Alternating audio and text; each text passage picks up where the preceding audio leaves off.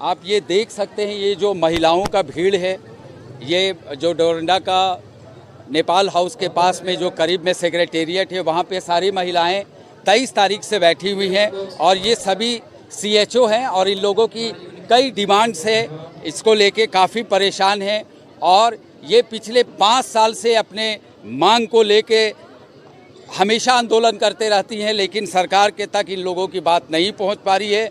इनके जो मंत्री हैं बन्ना गुप्ता जी, इन लोगों का डिमांड को अभी तक पूरा नहीं कर पा रहे हैं और अब हम खुद इन लोगों से जानना चाहेंगे कि इन लोगों की परेशानी क्या परेशानी है जो आप लोग यहाँ रोड में बैठ गई हैं। सर, हमारी परेशानी ये है कि हम लगातार 2 वर्षों से अपनी लड़ाई को लड़ रहे हैं, जिसमें हमारा कोई भी सफल वार्ता बहुत हुई, लेकिन कोई भी रिजल्ट जो क्लियर होता है वो नहीं होता।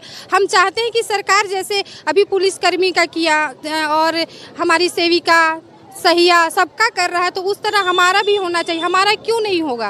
क्योंकि हमारा जो ये प्रोत्साहन राशि है 15,000, उसमें हमें बहुत ज़्यादा भ्रष्टाचार का और शोषण हो रहा है हमारे साथ। तो अगर हमारा सैलरी इंसेंटिव मर्ज हो जाता है। भ्रष्टाचार का मामला आप बता रही हैं, जो 15,000 आप लोगों को सैलरी मिलता है, तो उसमें क्या होता है कि पैसा काट के ऑफिसर्स देते हैं आप लोगों को? सर देखिए, या कमीशन वगैरह मांगते हैं? सर मेन जो है कि एक एचएससी का 5,000 पॉपुलेशन पे हमें भारत सरकार के गाइडलाइन के अनुसार काम करना है, लेकिन हमारा सीएचओ का किसी का 10,000 है, किसी का 30,000 भी है और उसके अकॉर्डिंग 5,000 का गाइडलाइन बना है, वो 15 इंडिकेटर, परंतु 15-30,000 में किसी का पूरा, और अगर जिसका 5,000 पूरा भी करते हैं तो ब्लॉक में जो लोग बैठे हुए हैं ये नहीं है वो नहीं है करके उसमें काट लिए जाते हैं। कभी कभी तो बहुत सारे डिस्ट्रिक्ट में उस पैसे को देने के लिए डिमांड भी किए जाते हैं कि हमें इतना % चाहिए।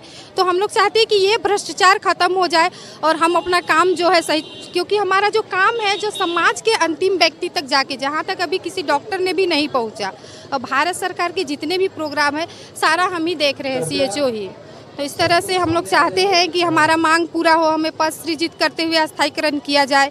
हमारा जो हमें कहीं अपना HW छोड़ के इधर उधर भी लगा दिया जाता है ड्यूटी में, तो हम चाहते हैं कि हमारा एक कार्य दायित्व भी बने कि हाँ आखिर मेरा काम क्या है, तभी तो हम लोग सक्सेसफुली काम कर पाएंगे। कभी यहाँ कभी वहाँ इधर उधर कर दिया जाता है। तो सर हम लोग सरकार, आपके माध्यम से सरकार से यही गुहार करेंगे कि जिस तरह से बाकी लोगों की मांगे पूरी की जा रही है, हम सीएचओ का भी मांग पूरी हो। और अभी कितने सीएचओ पूरे झारखंड में होंगे? सर हम लोग 4,000 के अब अभी हैं सीएचओ पूरे झारखंड में, जो लगातार 5 साल से काम करते आ रहे हैं और बार बार हम लोग सरकार के सामने अपनी बातों को रखने का कोशिश किए। हेमंत सोरेन की सरकार तो नौकरी और जो प्राइवेट काम करते हैं उसको परमानेंट खूब कर रहा है, तो आप लोगों को क्यों परेशानी हो? सर हम तो यही कह रहे हैं कि सरकार ने जो सरकार बनने से पहले वादा किया था कि जो भी संविदा का जो शब्द है उसको हम झारखंड से मुक्त करेंगे, तो हमारा यही कहना है आपके माध्यम से सरकार को कि सरकार वो अपने किए हुए वादे को पूरे करे और हमें परमानेंट करे जल्द से जल्द, और हमारी जो 3 सूत्री मांगे हैं उसको पूरा करे। तो आप लोग कब तक यहाँ बैठेंगी ऐसे?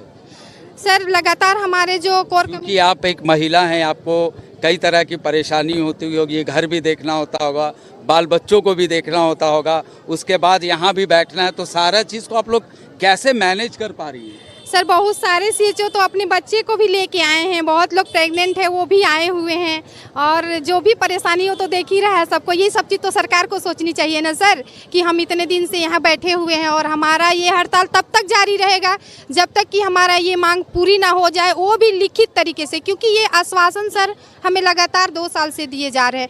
बार बार हमारी वार्ता हो रही है सरकार से, कभी सफल वार्ता नहीं हुआ। पिछले बार भी हमने स्ट्राइक किया था, उसमें भी कुछ वार्ता हुई थी, कुछ लिखित भी मिला था, जिसमें हमें 15% ये 7वें वेतन के विरुद्ध में दिया गया था। उस वेतन को दे के भी वो ले लिया गया सर। तो इस तरह से हमारे साथ बहुत ज़्यादा ही शोषण हो रहा है। तो हम आपके माध्यम से चाहेंगे कि सरकार हमारी मांगों को जल्द से जल्द पूरी करे और वो देखे कि हम किस तरह रोड में बैठे हुए हैं, बाल बच्चे लेके। एक महिला कर्मी, 2 दिन से बारिश हो रही थी सर, यहाँ पे कोई सुविधा नहीं है, फिर भी हम लोग बैठे हुए हैं। यहाँ पे वॉशरूम की भी सुविधा नहीं है, फिर भी हम लोग बैठे हुए हैं। तो हम लोग सरकार से चाहते हैं कि कम से कम एक महिला कर्मी की समस्या को वो समझे, जैसे अदर की समस्या समझते हुए उनकी मांगों को पूरी की है। आप लोग बन्ना गुप्ता जी जो मिनिस्टर हैं आप लोगों के, उनसे कभी बात हुई आप? हाँ सर, अभी 2 दिन पहले हमारी कोर कमेटी की उनसे मुलाकात हुई थी।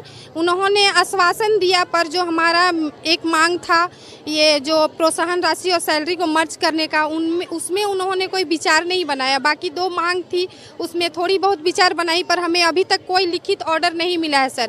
और हम लोग जब तक लिखित ऑर्डर नहीं मिलता है, हमारा हड़ताल इसी तरह से रेगुलर चलते रहेंगे और हमारे वजह से बहुत सारे लोगों को इस बार आर पार की लड़ाई आप लोग ठान ली है?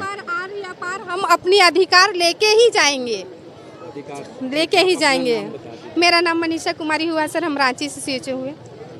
तो आपने देखा कि इनका साफ कहना है कि इस बार जो हमारा अधिकार है वो लेके जाएंगे, नहीं तो यहाँ से नहीं उठेंगे।